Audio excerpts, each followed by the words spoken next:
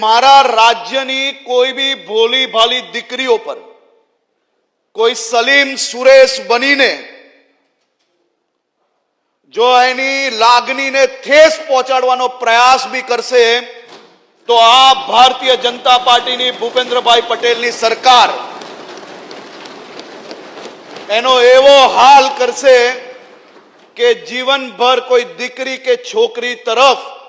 જોવાની બી હિંમત નહીં કરે। અને હું મારા સાથી સિનિયર ધારાસભ્ય શ્રી લવિંગજીભાઈ ઠાકોરને 100% ખૂબ જ સમજદારી અને જવાબદારી પૂર્વક આ કહેવા માંગુ છું કે તમારી ચિંતા જે લવ જિહાદ બાબતની છે તે બાબતે આ રાજ્ય સરકાર રાજ્યની કરોડો દીકરીઓના હિતમાં એના રક્ષણ માટે હંમેશા સાથે ઊભી છે।